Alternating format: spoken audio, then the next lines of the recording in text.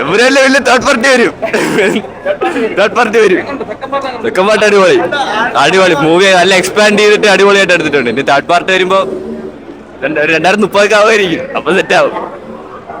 കൊള്ളാം നല്ല മൂവി, പൊളിയായിട്ട് എല്ലാരും നല്ല അഭിനയിച്ച് കൊള്ളാം.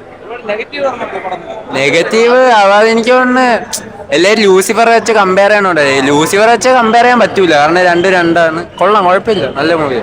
കാരണം നെഗറ്റീവായിട്ടൊന്നും പറയില്ല. ഓരോ മൂവിക്ക് അതിൻ്റെ ഭംഗിയുണ്ട്, ബാക്കി കാര്യങ്ങൾ. അപ്പോൾ ഓരോരുത്തരും മൂവിനെ എടുക്കുന്നത് ഓരോരുത്തരുടെ ക്രിയേറ്റിവിറ്റി ലെവൽ അനുസരിച്ചാണ്. അപ്പം അത് ഓരോരുത്തരുടെ ഫ്രീഡമാണ്. അപ്പോൾ നമ്മൾ പ്രത്യേകിച്ച് നെഗറ്റീവ് എന്ന് പറയുന്നത് നല്ല രീതിയിൽ എടുത്തിട്ടുണ്ട്. മേക്കിംഗ് വൈസ് ഒക്കെ അടിപൊളിയായിട്ട് ചെയ്തിട്ടുണ്ട്. നമ്മൾ അനമോർഫിക്കലായിട്ട് ചെയ്തതിന് പ്രത്യേകിച്ച് ഏരിയസിൽ നല്ല എക്സ്പീരിയൻസ് കിട്ടും. അത്രയും വൈഡ് സ്ക്രീനായിട്ട് നല്ല എക്സ്പീരിയൻസ് കിട്ടും. ഇനി അടുത്ത പാർട്ടിലും കുറച്ചും കൂടി നല്ലൊരു കിടിലമുണ്ട്. ഇപ്പോൾ ഒരു സെറ്റ് ചെയ്ത് വെച്ചിട്ടുണ്ട്.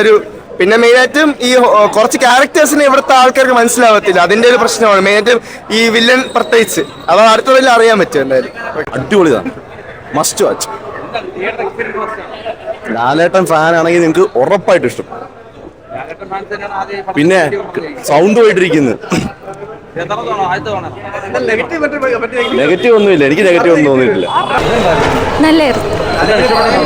എന്തോ നല്ല ഒരു നന്നായിട്ട് തന്നെ വീഡിയോ സിനിമാറ്റോഗ്രാഫി ഒക്കെ ഭയങ്കര നല്ല. പെർഫോമൻസ് അടിപൊളിയായിട്ടുണ്ട്, എല്ലാം അടിപൊളിയായിട്ടുണ്ട്. മഞ്ജു ഭയങ്കര സീൻ മറ്റേ ലൂസിഫറിനെക്കാളും ഭയങ്കര സീനായിട്ടുണ്ട്. ലൂസിഫറിനെക്കാളും മഞ്ജു വാര്യരുടെ ക്യാരക്ടർ ഭയങ്കര ഡെവലപ്മെന്റ് ഭയങ്കര നല്ലതായിരുന്നു. അപ്പോൾ മൊത്തത്തിൽ ലൂസിഫറിനെക്കാളും മഞ്ജു വാര്യരുടെ ക്യാരക്ടർ ഡെവലപ്മെന്റ് എനിക്ക് ഭയങ്കരമായിട്ട് ഇഷ്ടപ്പെട്ടു.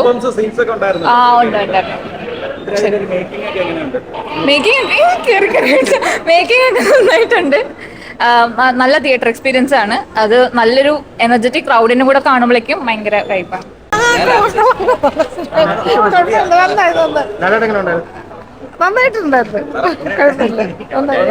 നല്ല പടാ.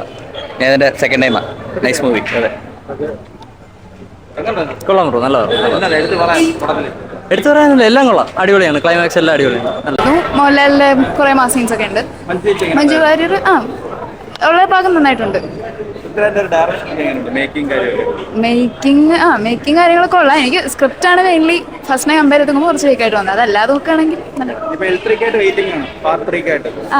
വന്നാ കാണും. ഡയറക്ഷൻ മാത്രമല്ല, ഫുൾ മേക്കിംഗ് സ്ക്രിപ്റ്റ് എല്ലാം ഭയങ്കര സീനായിരുന്നു.